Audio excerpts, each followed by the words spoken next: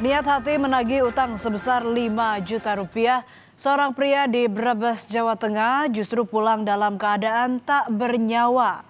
Langkah kakinya yang semula penuh harapan untuk membawa pulang uang yang seharusnya jadi hak miliknya justru berakhir tragis di tangan orang yang ia percaya. Hanya karena si peminjam gelap mata saat ditagih utangnya. Sebuah rumah kosong di Desa Sukareja, Brebes, Jawa Tengah mendadak jadi pusat perhatian warga. Senin 16 Februari pagi, rumah milik seorang warga yang bekerja sebagai pekerja migran Indonesia yang tengah mengadu nasib di Hong Kong menyimpan rahasia kelam di balik dinding yang belum rampung. Jenazah seorang pria ditemukan di dalam rumah dengan kondisi tersimpan di dalam sebuah koper.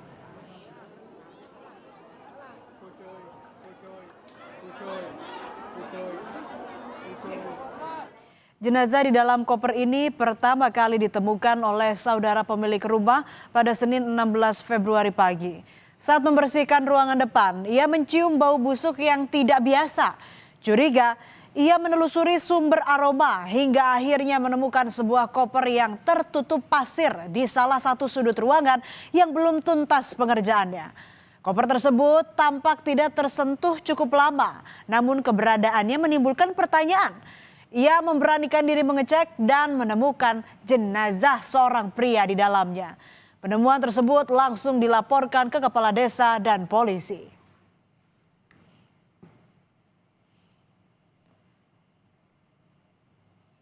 Saudara korban merupakan seorang pria warga desa Pende, Banjarharjo, Jawa Tengah. Menurut keluarga, korban sempat berpamitan pergi ke Desa Sukareja untuk menemui seorang bernama Rokib pada Minggu malam. Namun tak kunjung pulang hingga Senin pagi. Kepada keluarga, korban berpamitan hendak menagih utang kepada Rokib. Keluarga tak menyangka kepergian korban pada Minggu malam menjadi pertemuan terakhir mereka.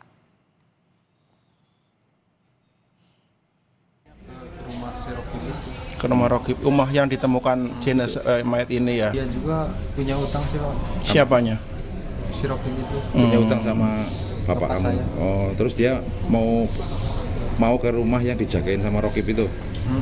Nah, terus sampai sekarang nggak pulang. Iya. Menurut keluarga, saat meninggalkan rumah pada Minggu malam, korban membawa uang sebesar 20 juta rupiah. Tidak diketahui uang tersebut untuk keperluan apa. Korban dikenal sebagai pengusaha hasil bumi di kampungnya di Desa Pende.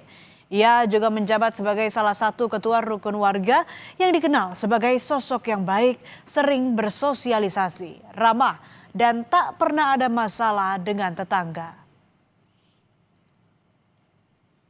Bawa uang 20 juta sama HP. Mau dibawa kemana? Mau ke tempat rumahnya Rokib. Rokib itu siapa? Rokib itu yang nonggoli rumah yang itu. Yang belum jadi itu. Iya. Nah, terus setelah sampai sekarang belum pulang. Belum pulang. Terakhir dia kelihatan kapan? Saya terakhir lihat dia kelihatan itu habis maghrib dah di rumah. Pas mau bawa uang itu. Ya. Inilah Rokib, pelaku pembunuhan disertai mutilasi terhadap Sapri yang jenazahnya ditemukan dalam koper di Desa Sukareja, Brebes, Jawa Tengah. Kurang dari 24 jam setelah penemuan jenazah, pelaku akhirnya ditangkap tim Resmob Satreskrim Polres Brebes saat bersembunyi di rumah istrinya di Majalengka, Jawa Barat. Rokib diketahui bekerja di rumah kosong yang masih dalam tahap dibangun.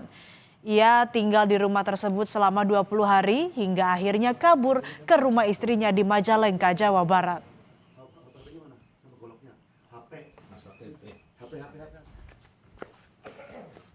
Kepada polisi, pelaku mengakui perbuatannya. Menurut pelaku, korban datang pada Minggu malam ke rumah kosong yang saat itu ia tempati di Desa Sukareja, Brebes. Korban datang malam hari seorang diri untuk menagih utang sebesar 5 juta rupiah kepada dirinya. Saat menagih utang, antara pelaku dan korban sempat terlibat cekcok. Menurut pelaku, korban sempat menampar dirinya. Tersulut emosi, pelaku kesal dan menganiaya korban hingga tewas. Untuk menghilangkan jejak, pelaku menyimpan jenazah korban ke dalam koper dan menutupinya dengan material pasir yang ada di dalam rumah kosong tersebut. Usai melakukan aksi kejinya, pelaku kabur meninggalkan rumah kosong tersebut. Tak puas dengan menghabisi nyawa korban, pelaku juga mengambil harta korban. Uang tunai sebesar Rp15.622.000 dan satu buah telepon seluler milik korban dibawa kabur pelaku. Malam itu, rumah kosong di Desa Sukareja menjadi saksi kekejian Rokib. Dari pemeriksaan polisi, pelaku Rokib mengaku dirinya nekat menghabisi nyawa korban karena emosi saat korban menagih uang sebesar Rp5 juta kepada dirinya Minggu malam. Emosinya memuncak usai pelaku dan korban terlibat cekcok. Korban sempat menampar pelaku sehingga pelaku tersulut emosi dan menghabisi nyawa korban. Dari hasil otopsi, korban meninggal karena pukulan benda tumpul.